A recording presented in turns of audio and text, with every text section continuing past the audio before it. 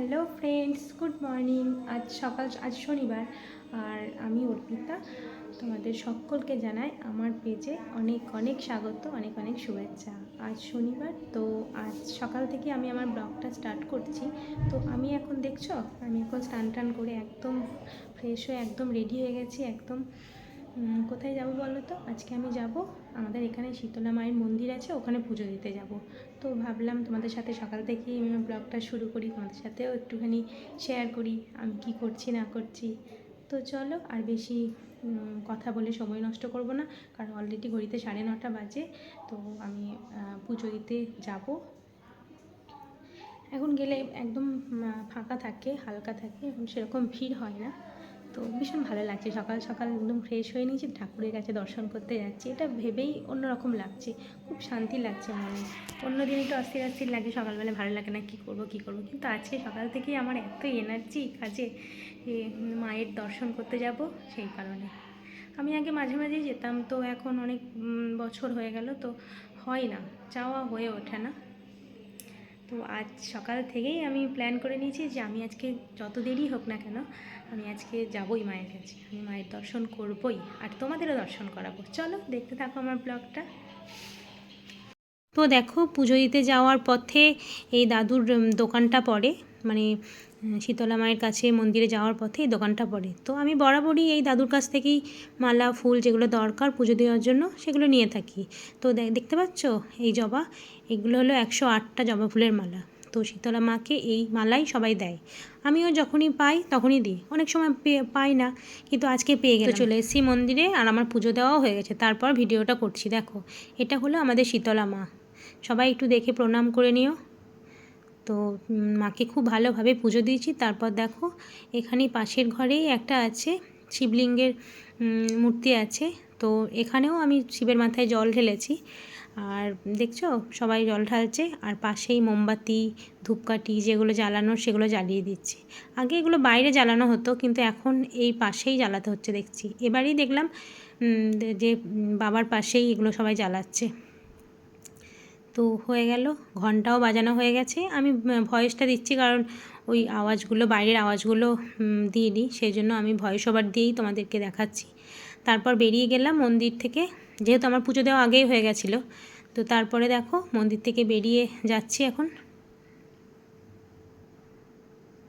বেরিয়ে গিয়ে তোমাদের মন্দিরের চারপাশটাও তোমাদের দেখাবো। দেখো ভিডিওতে যে মন্দিরের চারপাশটা কীরকম। শ্রীরামপুরে যারা আছো তারা তো জানোই শীতলা মায়ের মন্দিরে এখানে। তো এখানে দেখতে পাচ্ছ, এখানে যখন বাৎসরিক পুজো টুজো হয় মায়ের মন্দিরের ভেতরেই, তো এখানে কীর্তন টীর্তন এগুলো সব হয়ে থাকে।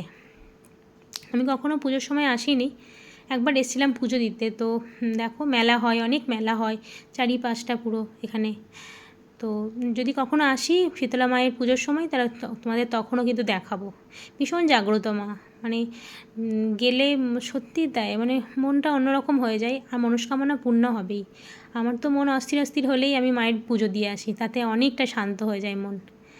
তো দেখো চারিপাশটা দেখো, অনেক দোকান টোকান আছে, আবার বাজারও বসে এখানে, বাজার দোকান, আবার তোমার খাবারের দোকান।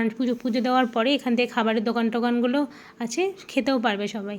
আর পাশে যে আরও সব দোকানগুলো দেখছো না, এগুলো মন্দিরে ডালা ডালা কেনা যায়, ছোটো ছোটো দোকানগুলো আছে। তো আমি বাড়ি থেকে মিষ্টি ফুল সব নিয়েই এসেছিলাম, যেহেতু সেই জন্য আমাকে এখান থেকে কিছু কিনতে হয়নি, আমি কিনে নিয়েই আসি যখন আসি সঙ্গে করে। তারপর বাড়ি চলে যাচ্ছি। দেখো দেখো বন্ধুরা, আমি বাড়ি ফিরে এসেছি পুজো দিয়ে। তো বাড়িতে এসে একটুখানি রেস্ট নিচ্ছি, কারণ খুব রোদ ছিল, তো রোদে এসেছি। ভীষণ শরীরটা কীরকম লাগছে, খুব টায়ার্ড লাগছে। তো একটু রেস্ট নিয়ে 5 মিনিট একটু বসে নিয়ে তারপর আমার ঘরের ঠাকুরকেও পুজো করা হয়নি, ঘরের ঠাকুরকে পুজো করে তারপর উপোসটা ভঙ্গ করে কিছু খেয়ে তারপর রান্না শুরু করব। তো তোমাদের সাথে মানে একটুখানি কথা বলতে এলাম, যেহেতু অনেকক্ষণ কথা বলা হয়নি, সেই জন্য।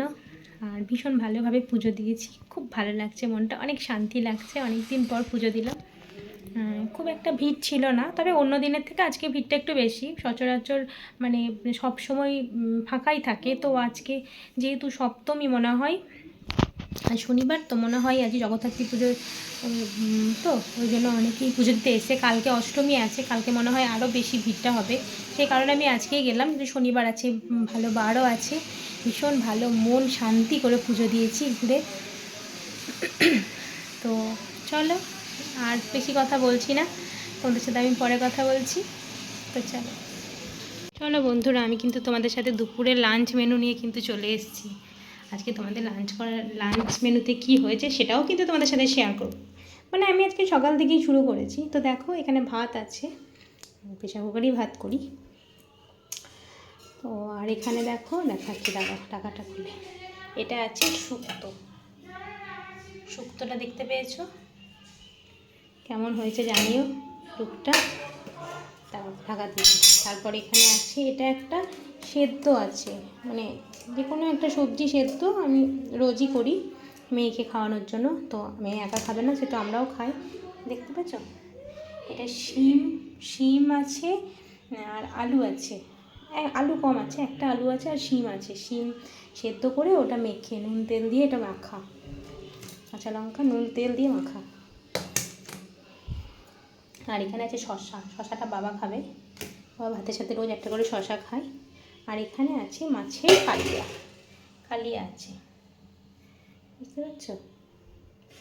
তো দেখিও ইয়েটা কেমন হয়েছে, কালারটা কেমন এসছে দেখা, বুঝতে পারছো না? এটা একদম পুরো কষা করে একদম কালিয়া করা আছে।